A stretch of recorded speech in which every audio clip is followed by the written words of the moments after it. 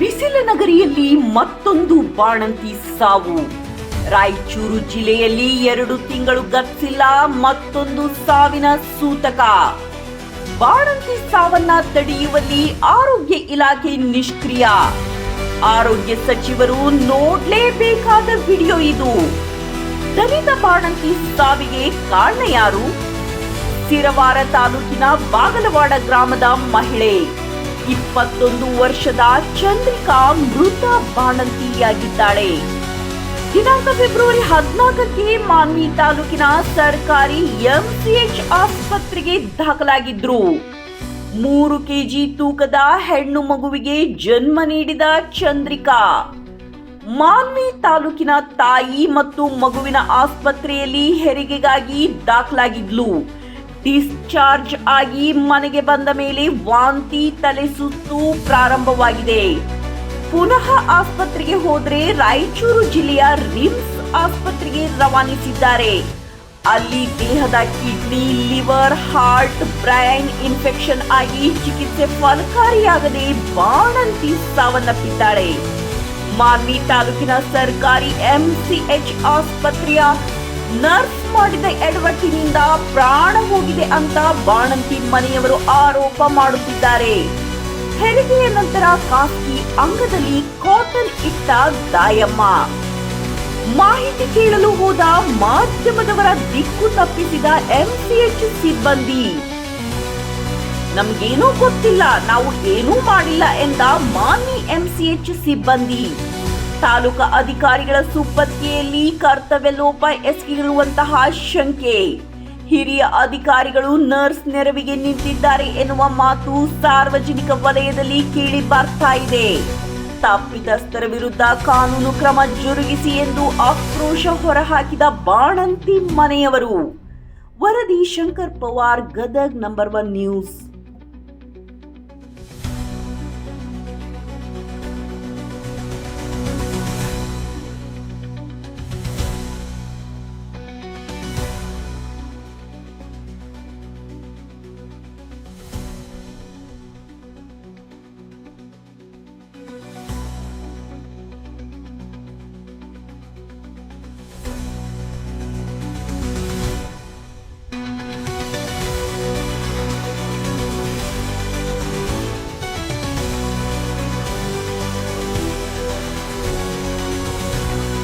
ನಿಮಗೆ ಏನು ಹೇಳಿದ್ರಮ್ಮ? ಅವರು ಏನು ಹೇಳ್ತಾರ್ರಿ, ಇದು ಇಷ್ಟು ಗಲೀಜಾಗೈತೆ, ಇದು ಹೆಂಗೆ ಮಾಡ್ಬೇಕು ಅಂತ ಹೇಳಿದ್ರು. ಹೇಳಿದ ಮೇಲೆ 8 ದಿನದ ಶನಿವಾರ 8 ದಿವಸ ಆಯ್ತು ರೀ. 8 ದಿನದಾಗ ಹೋದ್ವಿ. ಅವತ್ತೆಲ್ಲ ತೆಗ್ದ್ರಿ ಅದನ್ನ. ಏನು ತೆಗೆದ್ರು? ಅದು ಬಟ್ಟೆ, ಕಾಟನ್ ಬಟ್ಟೆ ಎಲ್ಲಿ ಇಟ್ಟಿದ್ರು? ಒಳಗಡೆ ಕಾಲ್ ಮಾಡಿ ಶರೀರನೇ ಕಿಟ್ಬಿಟ್ರಿ. ಕೂಸು ಬರೋ ಜಾಗದಾಗ ಅದನ್ನೆಲ್ಲ ತೆಗದ್ರಿ. ತೆಗದ ಮೇಲೆ ಮತ್ತೆ ಇದು ಹಿಂಗಾಗೈತೆ ಹೆಂಗ ಅಂತಂದು ಸ್ಕ್ಯಾನಿಂಗ್ ಮಾಡಿದ್ರೆ ಅದು ಏನಾಗೈತ್ರಿ, ಒಟ್ಟ ಬೇದಿ ಬರೋದೊಂದು, ಇದು ಗರ್ಭ ಚೀಲದ ಕಾಲ್ ಮಾಡಿದೊಂದು 2 ಕಟ್ ಮಾಡಿ 2 ಟಾಚ್ ಹಾಕಿಬಿಟ್ಟಾರ. ಈ ಕಡೆ ಅದು ಹೋಗಕ್ಕಿಲ್ಲ, ಈ ಕಡೆ ಇದು ಹೋಗಕ್ಕಿಲ್ಲ, 2 ಪ್ಯಾಕ್ ಆಗಿಬಿಡ್ತೀರಿ. ಬಟ್ಟೆ ಎಷ್ಟು ದಿನ ಇತ್ತು ಒಳಗಡೆ? ಅದು 7 ದಿವಸ ಐತ್ರಿ. 8ನೇ ದಿವಸಕ್ಕೆ ತೆಗ್ದಾರ. ಎಲ್ಲಿ ತೆಗೆದ್ರು ಬಟ್ಟೆ? ಹೊರಗೆ ತೆಗೆದ್ರು? ಅಲ್ಲೇ ರಿಮ್ಸ್ನಾಗ ತೆಗ್ದಾರ. ಮತ್ತೆ ಇಲ್ಲಿ ಮಾನ್ವಿಯಲ್ಲಿ ಯಾಕೆ ತೆಗೆದಿಲ್ಲ? ಅವ್ರು ಮಾನವಿಯಲ್ಲಿ 3 ದಿವಸದಾಗ ಚೆನ್ನಾಗಿದ್ದಾಳ ಅಂತ ಕಳ್ಸ್ಯಾರ್ರಿ ಮನೆಗೆ. ಒಳಗಿಟ್ಟು ಕಳ್ಸ್ಯಾರ್ರಿ 3 ದಿನದಾಗ. 3 ದಿನದಾಗ ಒಳಗಿಟ್ಟು ಕಳ್ಸಿದ ಮೇಲೆ ನಾವೇನ್ ಮಾಡಿವಿ, ನಾರ್ಮಲ್ ಹೆರಿಗೆ ಆಗೈತೆ ಅಲ್ಲ, ಮಗು ಚಂದ ಐತೆ ಅಂದ್ಕೇಸಿ ಬಂದು ಮೇಯ್ ತೊಳೆದು ಮಗು ನೀರ್ ಹಾಕೋದು ಮಾಡಿದ್ವಿ. ಆಮೇಲೆ 6 ದಿವಸದಾಗ ಚಲೋದಾಳ್ರಿ. 7ನೇ ದಿನದಾಗ ಸ್ವಲ್ಪ ವಾಮಿಟ್ ಆಗೈತ್ರಿ. ವಾಮಿಟ್ ಆದಗಳೇನೆ ಅವ್ರು ಏನ್ ಮಾಡ್ಯಾರ, ಅಲ್ಲಿಗೆ ಕರ್ಕೊಂಡು ಹೋಗ್ಯಾರ್ರಿ. ಅಲ್ಲಿಗೆ ಕರ್ಕೊಂಡು ಹೋದ್ಗಳೇನೆ ಅವ್ರು ತಮ್ಗೆ ಹೆಂಗೈತೆ ನಾವೇ ಇಟ್ಟಿವಿ, ನಮ್ಮ ಮೈ ಮೇಲೆ ಬರ್ತೈತೆ ಅಂತ ಮಾಡಿದ್ರು ಗೊತ್ತಿಲ್ಲ. ಅವ್ರು ಏನ್ ಮಾಡಿದ್ರು, ಆಗಿಂದಾಗ ರಿಮ್ಸಿಗೆ ಹೋಗ್ರಂತ ರಿಮ್ಸಿಗೆ ಬರೋದು. ಅಲ್ಲಿ ಅಬ್ಸರ್ವೇಷನ್ ಮಾಡಿಲ್ಲ ಮಾನ್ವಿಯಲ್ಲಿ? ಡೈರೆಕ್ಟ್ ಅಲ್ಲಿ ಚೆಕ್ ಮಾಡಿಲ್ಲ, ಡೈರೆಕ್ಟ್ ಇದಕ್ಕೆ ರಿಮ್ಸಿಗೆ ಕಳ್ಸ್ಯಾರ. ನಮ್ಮಿಂದ ಹಿಡಿಯೋದಾಗಲ್ಲ, BP ಕಡಿಮೆ ಆಗೈತೆ, ಇಲ್ಲಿ ಟ್ರೀಟ್ಮೆಂಟ್ ಕೊಡಕ್ಕಾಗಲ್ಲ ಅಂತ ಅಲ್ಲಿಗೆ ಕಳ್ಸ್ಯಾರ. ಈಗ ಬಾಣಂತಿ ಜೊತೆ ನೀವು ಹೋಗಿದ್ರಾ? ಹೋಗಿದ್ವಿ. ಅಂದ್ರೆ ಡಾಕ್ಟರ್ ಚೆಕ್ ಮಾಡಿದ್ರಮ್ಮ ಅಥವಾ ನರ್ಸ್ಗಳೇ ಮಾಡಿದ್ರ? ಎಲ್ಲಿ ರೀ? ಇಲ್ಲಿ ಮಾನ್ವಿಯಲ್ಲಿ ನರ್ಸ್ ರೀ. ಡಾಕ್ಟರ್ ಯಾರು ಬಂದಿಲ್ಲ? ಯಾರು ಬಂದಿಲ್ಲ, ನರ್ಸ್ ಇದ್ರಿ. ಸರಿ. ಅಂತವು ಈ ಕೆಲಸ ಆಗ್ಬಾರ್ದ್ರಿ. ಆ ಘಟನೆ ಆ ಮಕ್ಕಳಿಗೆ ಈ ಥರ ಆಗ್ಬಾರ್ದು. ಇಂಥ ಘಟನೆ ಮಕ್ಕಳು ಬೇಕಂತ ದೇವ್ರಿಗೆ ಬೇಡ್ಕೊಂಡು ಹುಟ್ಟತಾವ. ಈ ತಾಯಿ ಎಷ್ಟು ಜನ ಮಕ್ಕಳು ನಿಮಗೆ? ನನಗೆ 4 ಜನ ರೀ. 4 ಜನ ಮಕ್ಕಳು. ಕೊನೆಯವರು ಇವರು? ಇವ್ರು ಕೊನೆ ಸಣ್ಣವ್ರು, ಲಾಸ್ಟ್ನೇ ಮಗಳು. ಸರಿ, ಮತ್ತೇನು ಹೇಳ್ತೀರಮ್ಮ ಸರ್ಕಾರಕ್ಕೆ ಈ ಮಾಧ್ಯಮದ ಮೂಲಕ? ಇದನ್ನು ಇದು ಇಲ್ಲಿಗೆ ನಿಲ್ಲಬೇಕು. ಅಂದ್ರೆ ಏನದ ಯಾವ ಪೇಷಂಟ್ ಬಂದ್ರೆ ಇದು ನಮ್ಮದು, ನಮ್ಮ ಮಗಳು ಅಂತೇಳಿ ಅವ್ರು ಟ್ರೀಟ್ಮೆಂಟ್ ಕೊಡ್ಬೇಕು. ಯಾವ ಮಕ್ಕಳು ಈ ಥರ ಜನ್ಮ ಕೊಡಬಾರ್ದು. ತಾಯಿ ಮಗಳು ಆರೋಗ್ಯಾಗಿರ್ಬೇಕು. ಅಂದ್ರೆ ಆಗತ್ತ ಕೆಲಸ ಅಂದ್ರೆ ಪೇಷಂಟ್ ಹಿಡಿಬೇಕು. ಈ ಕೆಲಸ ಆಗಲ್ಲ ಅಂದ್ರೆ ಮುಂದಕ್ಕೆ ಕಳಿಸ್ಬೇಕು. ನೀವು ಎಲ್ಲೇನು ಹೋಗ್ರಿ, ಪ್ರೈವೇಟ್ ಅವ್ರು ಹೋಗ್ರಿ, ಆಸ್ಪತ್ರೆ ಹೋಗ್ರಿ, ಇಂಥ ದೊಡ್ಡ ಆಸ್ಪತ್ರೆಗೆ ಹೋಗ್ರಿ, ಇಲ್ಲಿ ಚೆನ್ನಾಗಿತ್ತ ಅಂತ ಕಳಿಸ್ಬೇಕು ಅವ್ರು. ಇನ್ನು ನಮ್ಮಿಂದ ಆಗತ್ತಂತೇಳಿ ಹಿಡಿದು ಪ್ರಾಣ ತೆಗಿಬಾರ್ದು. ಇದು ಬಹಳ ಅನ್ಯಾಯ ಇದ್ದಾಗ ಯಾವ ಮಕ್ಕಳಿಗೆ ಬರಬಾರ್ದು. ಈಗ ಮಗು ಅನಾಥಾಗಿ ನಾವೇನು ಮಾಡಮ್ಮ? ಆ ಅಪ್ಪಗ ಕೂಸಿನ ತಂದೆ ತಾಯಿಗೆ ತಂದೆ ತಾಯಿ ಇಲ್ಲ. ಸರಿ, ಓಕೆಮ್ಮ. ನೀವೇನಾಗಬೇಕು ಚಂದ್ರಿಕಾ? ನಿಮಗೆ ಚಿಕ್ಕಮ್ಮನ. ಸರಿ, ಓಕೆ. DHO ಸರ್ಕಾರಿ ಇದ್ರ ಬಗ್ಗೆ ಗಮನ ತಗೋಬೇಕು. ಯಾಕಂದ್ರೆ ಸೂಕ್ತವಾದ ಕಾನೂನು ಕ್ರಮ ಜರುಗಿಸ್ಬೇಕು. ಅಲ್ಲಿ ಇರ್ತಕ್ಕಂಥ ಡಾಕ್ಟ್ರು 3-4 ಹಾಸ್ಪಿಟ್ಲ್ ಮಾಡಿರ್ತಾರ. ಇಲ್ಲಿ ದುಡ್ಡು ಕೊಟ್ರೆ ಮಾತ್ರ ಗೌರ್ಮೆಂಟ್ ಹಾಸ್ಪಿಟ್ಲಲ್ಲಿ ಇರ್ತಾರ, ಇಲ್ಲ ಪ್ರೈವೇಟ್ ಹಾಸ್ಪಿಟ್ಲಿಗೆ ಹೋಗ್ತಾರ. ಪ್ರೈವೇಟ್ ಇಲ್ಲಿ ಏನನ್ನ ದುಡ್ಡು ಕೊಡೋದು ಆಗ್ತಾ ಇಲ್ಲ ಅಂದ್ರೆ ಪ್ರೈವೇಟ್ ಹಾಸ್ಪಿಟ್ಲಿಗೆ ಬರೀ ಅಲ್ಲಿ ನೋಡ್ತು ಅಂತ ಹೇಳ್ತಾರ. ಒಟ್ಟು ದುಡ್ಡು ವಸೂಲಿ ಮಾಡೋರು ಇವರು ಕೊಲೆಗಾರರು, ದುಡ್ಡು ವಸೂಲಿ ಮಾಡೋರು. ಇವ್ರು ಏನಪ್ಪ ಜನ್ಮ ಉಳಿಸ್ಬೇಕು, ಜನ್ಮ ಇದು ಮಾಡ್ಬೇಕು ಅನ್ನೋ ಡಾಕ್ಟ್ರೇ ಅಲ್ಲ ಇವರು. ಅದು ಯಾವ ಥರ ಸಾವಾಯ್ತು ಸರ್ ಈ ಮಗುವಿಂದು?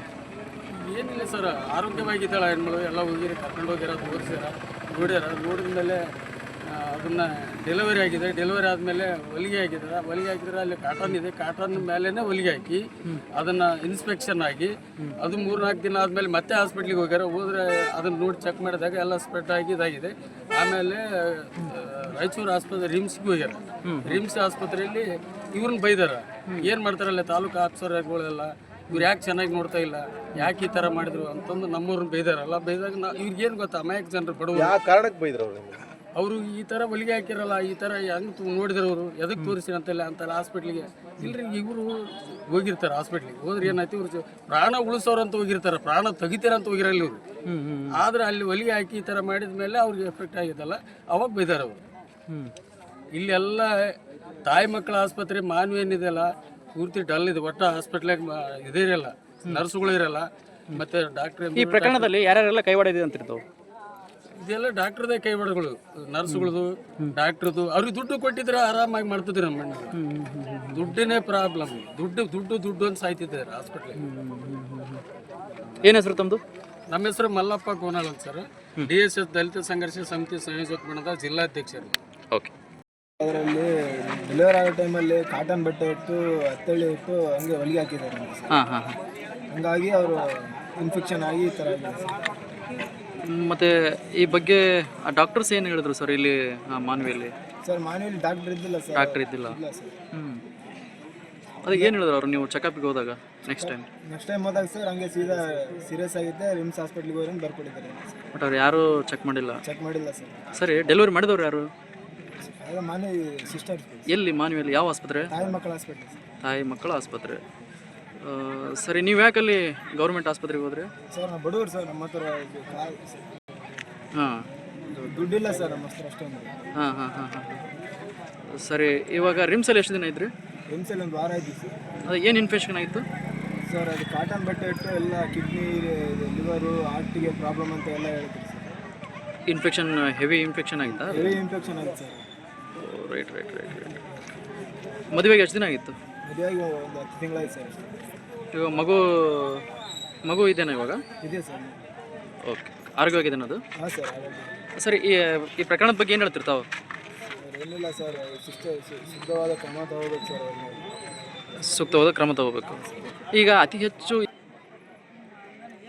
ಅವ್ರು ಬೇಜವಾಬ್ದಾರಿ ಸರ್. ಅವ್ರು ಬೇಜವಾಬ್ದಾರಿಯಿಂದ ಆತವ ಸರ್. ಸಾವಾಗ ಕಾರಣ ಏನು? ಅವ್ರು ಬೇಜವಾಬ್ದಾರಿ ಅದಕ್ಕೆ. ಒಟ್ಟು ಅವ್ರು ಏನು ಅವ್ರು ಏನು ಇದು ಮಾಡ್ತಾರೋ ಅವರಿಗೆ ಸುತ್ತ ಕ್ರಮ ತಗಂದ್ರೆ ಭಾರಿ ನೀಟಾಗಿರ್ತದೆ ಸರ್. ದವಾಖಾನೆ ಅಂದ್ರೆ ಈಗ ಡಾಕ್ಟ್ರ್ ಅಂದ್ರೆ ತಂದೆ ತಾಯಿ ಇದ್ದಂಗೆ. ನಾವು ಬಡವರು ಗೌರ್ಮೆಂಟ್ ಆಸ್ಪತ್ರೆಗೆ ಹೋಗಿಲ್ಲ ಅಂದ್ರೆ ಯಾವ ಆಸ್ಪತ್ರೆಗೆ ಹೋಗ್ಬೇಕು? ನಮ್ಮ ತಕ್ಕೇನು ರೊಕ್ಕ ಅದ? 1 ರೂಪಾಯಿ ಇಲ್ಲ, ಕೊಡೋಕ್ಕಿಲ್ಲ, ತಗೊಬೇಕಿಲ್ಲ. ಚಹಾ ಕುಡಿಯೋಕೆ ರೊಕ್ಕ ಇಲ್ದವ್ರು ಗೌರ್ಮೆಂಟ್ ಆಸ್ಪತ್ರೆಗೆ ಹೋಗ್ಬೇಕಲ್ಲ ನಾವು. ಮತ್ತೆ ಇನ್ನೆಲ್ಲಿಗೆ ಹೋಗ್ತಿದ್ದೆ ಅದಕ್ಕೆ? ಈಗ ಅವರೇ ಹಿಂಗೆ ಸಾವು ಮಾಡಿದ್ನಂದ್ರೆ ಮುಂದಿನವ್ರ ಗತಿ ಏನು? ಮುಂದೆ ಬದುಕದೇನು, ಬಿಡೋದೇನು? ಇದು ಒಂದಾಯ್ತು, ಇದಕ್ಕಿಂತ ಮುಚ್ಚೋಗಿರೋ ಅದ್ರಾಗ ಮುಚ್ಚೋಗಿರೋ ಇದು ಒಂದಾಯ್ತು, ಪರವಾಗಿಲ್ಲ. ಇದಕ್ಕಿಂತ ಮುಚ್ಚೋಗಿರೋ ಎಷ್ಟು ಇರ್ಬೋದು ಸರ್? ಸರ್, ಇದರಲ್ಲಿ ಯಾರ್ಯಾರೆಲ್ಲ ಕೈವಾಡ ಇರ್ಬೋದು ಅಂತ ಹೇಳ್ತಿರ್ತಾವೆ? ಅವ್ರ ಸಿಬ್ಬಂದಿಗಳು ಕೈ ಇರುತ್ತೆ ಸರ್. ಮತ್ತೆ ಡಾಕ್ಟರ್ ಕೈ ಹೊಡೆಯೋದು ಇರಬಹುದಾ? ಇರ್ತದೆ ಸರ್, ಮತ್ತೆ ಅಲ್ಲಿ ಹಾಸ್ಪಿಟಲ್ ಡಾಕ್ಟರ್ ಇರಲ್ಲ ಸರ್, ಯಾವಾಗ ಹೋದ್ರು ಡಾಕ್ಟರ್ ಇರಲ್ಲ ಅಲ್ಲಿ.